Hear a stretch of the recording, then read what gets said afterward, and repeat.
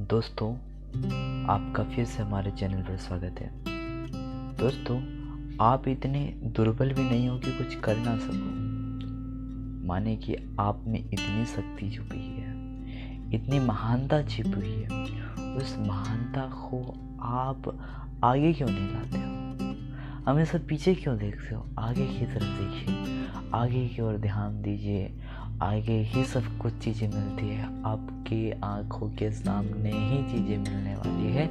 बस उस चीज़ को देखना है आपको, उस चीज़ की आपने पकड़ रखनी है। जब तक आप उस चीज़ की पकड़ नहीं रखोगे, जिस चीज़ को आप पाना चाहते हो, तो वो चीज़ मिल ही नहीं सकती आपको। इसलिए उस चीज़ की पर आपकी नज़र होनी चाहिए, उस चीज़ पर आपका गौर होना चाहिए, उस चीज़ के लिए आप में समर्पण की भावना होनी चाहिए। आप क्यों सोचते हो कि ऐसा नहीं होगा या वैसा हो जाएगा? नहीं दोस्तों, आपकी विचारधारा को आपको बदलना है, आपकी सोच को बदलना है, आपकी सोच के दायरे को आपको बदलना होगा। आपको अपने लक्ष्य के लिए बदलना ही होगा, क्योंकि जब तक आपके जीवन में लक्ष्य है, आप उस चीज़ के बारे में चिंतन करते रहोगे। आपका ध्यान कहीं भी भटकेगा नहीं, आपका लक्ष्य एकदम सटीक होगा।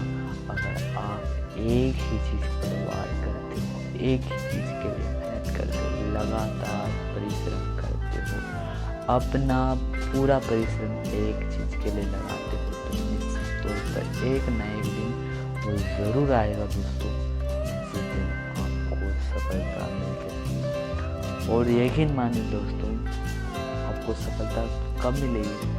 आपको सफलता तभी मिल सकती है जब आपके अंदर वो अंकुर फूटा हो, जो आपको मेहनत करवाता है, जो आपको दिन रात परिश्रम करवाता है। तो सबसे पहले आपके अंदर वो अंकुर फूटना चाहिए, आपके अंदर वो शक्ति घुसनी चाहिए जो आपके लिए बेहद ज़रूरी है, जो आपको इच्छावान बनाती है और आपको उस समय भी उस कार्य को करने के लिए ऊर्जान्वित करती है। आपने शक्ति को भर देती है, आपने पावर को भर देती है। बस उसी शक्ति का आपने इंतज़ार करना है, यानी कि उस शक्ति का आपको इंतज़ार करना है। जिस दिन वो शक्ति आपको मिलेगी, तो आप उस तमाम शक्तियों के दायरे से घिर जाओगे जो कि आपने जीत ली थी, जो आपको विशाल बना चुकी हो। इसलिए कभी भी याद रखिए दोस्तों, अपने जीवन में महान लक्ष्य को हासिल करने के लिए सबसे पहले अपने अंदर मौजूद उस विचारधारा को बदलना होगा जो आपके अंदर चल रही है। और उस विचारधारा को आप तभी बदल सकते हो जब आपकी सोचने, समझने और आगे बढ़ने की लालसा जागृत होगी। आपके अंदर वो तमाम चीज़ें मौजूद है दोस्तों, जो आपको आगे ले जाने वाली है, जो आपको जीवन के उत्कर्ष पर पहुंचाएगी, जो आपको चाहिए ही चाहिए। आपको वो चीज़ मिल के रहेगी, बस आपने थोड़ी और मेहनत करना है, थोड़ा और प्रयास करना है कि गलती कहाँ हो रही है, चूक कहाँ हो रही है, और उस संभावनाओं को अपने अंदर समेटना है। सबसे पहले किसी भी चीज़ का निर्माण आपके अंदर निहित होता है। बाहरी तौर पर वो चीज़ दुनिया में तब जाकर साकार होती है जब उसका पूर्ण रूप से आपने भाग तैयार कर लिया हो, आपने पूर्ण रूप से उसकी तैयारी कर ली हो, तब जाकर वो बाहर दिखता है। लेकिन असली तैयारी कहाँ होती है दोस्तों? आपके अंदर होती है तैयारी। सबसे पहले किसी भी घटना के जन्म लेने से पहले वो आपके अंदर उत्पन्न होती है। वो चाहे पॉजिटिव हो, चाहे नेगेटिव हो, चाहे सकारात्मक हो, चाहे नकारात्मक हो, लेकिन सबसे पहले वो पलेगी, बढ़ेगी और उगेगी। तो सबसे पहले आपके मन और मस्तिष्क में उत्पन्न होगी, तभी जाकर वो कार्य रूप में, एक घटना के रूप में परिवर्तित होती है। क्योंकि जिस दुनिया में किसी भी चीज़ का इन्वेंशन होने से पहले किसी न किसी व्यक्ति के दिमाग में प्रस्फुटित हुई है और उसी दिमाग ने आगे चलकर उस इन्वेंशन को साकार रूप में परिवर्तित किया है। और इन्वेंशन ऐसे ही नहीं होते दोस्तों, सबसे पहले वो किसी महान व्यक्ति के दिमाग में प्रस्फुटित होते हैं, उसके बाद वो उस चीज़ को बनाने के लिए मेहनत करते हुए उस चीज़ को दुनिया के सामने प्रकट कर देते हैं। और इसी कारण से हमारे देश में और विश्व में ऐसे कई महान वैज्ञानिक हुए हैं जिन्होंने इस शक्ति का उपयोग किया है। और सिगमंड फ्रायड इसे अवचेतन मन की वृत्ति कहते हैं। माने कि अवचेतन मन में जो चीज़ें उत्पन्न होती है वो कार्य रूप में एक ना एक दिन परिवर्तित होती है। अवचेतन मन इस प्रकार हमारा बना हुआ है दोस्तों। हमारा जो अवचेतन मन है वो इंजीनियर का काम करता है, और जो हमारा चेतन मन है वो कैप्टन है, जो कि आदेश देता है, इंजीनियर को आदेश देता है। जैसा इंजीनियर करता है उसके फलस्वरूप ही हमारे जीवन में घटनाएं होती हैं और हमारे जीवन में वो तमाम चीज़ें होने लगती हैं जो होनी चाहिए। तो सबसे पहले आपको अपने अवचेतन मन को समझना है।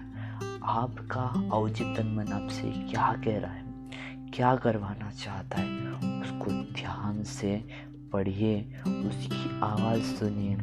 जब तक आप उसकी आवाज़ नहीं सुनोगे तब तक आप एक विशाल लक्ष्य को कभी हासिल नहीं कर सकते दोस्तों।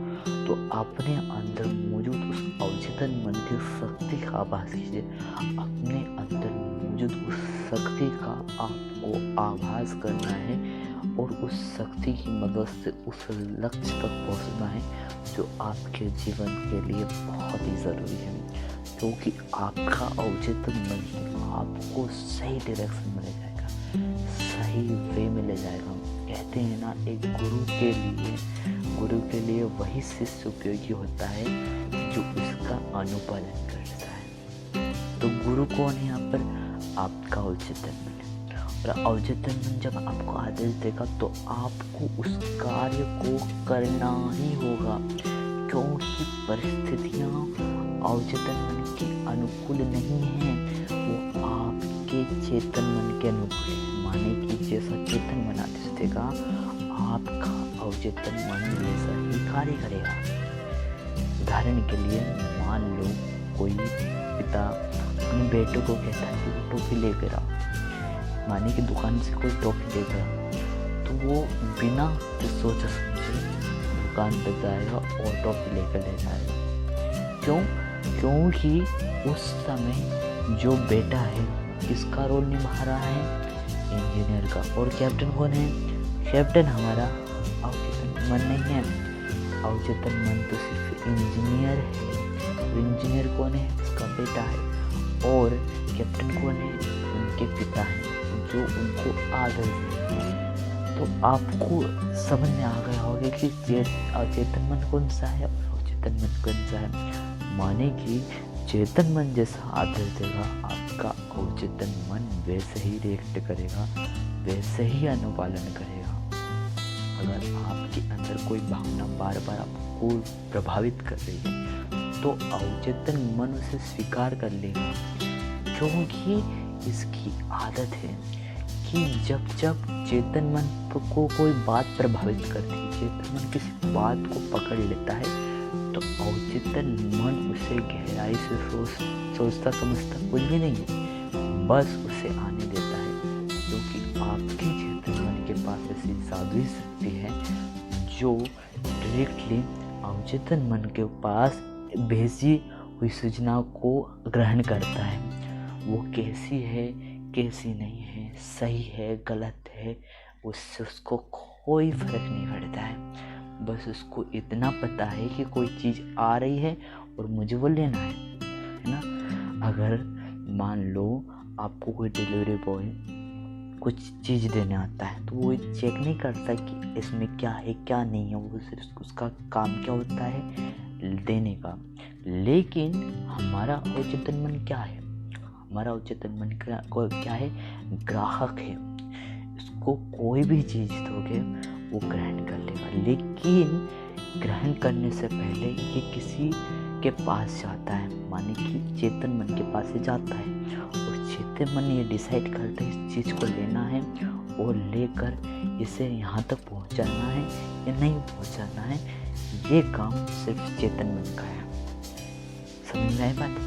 ये आपको फॉर्मूला, ये बातें आपको बिल्कुल समझ में आ गई होगी, और ये तरीका का फॉर्मूला है तो आपको याद रखना चाहिए दोस्तों, क्योंकि यही फॉर्मूला आपको अपने लक्ष्य के लिए उपयोग करना है, अपने वे के लिए उपयोग करना है, अपने रास्ते को क्लियर करने के लिए करना है, और अपने लक्ष्य को किस तरह हासिल करना है, कैसे हासिल करना है, इन सभी चीज़ों की जानकारी इस वीडियो के माध्यम से आपको बारीकी से समझनी होगी, और तभी जाकर वो चीज़ आपके अंदर से बाहर निकल के आएगी जो आपके अंदर बरसों से दबी पड़ी थी। माने कि जो आपके अंदर चीज़ें मौजूद हैं उसे बाहर निकालने के लिए वीडियो आपके लिए उपयोगी साबित जरूर हो सकती है दोस्तों। तो अपने मित्रों में, दोस्तों में इसे शेयर करना ना भूलिएगा दोस्तों।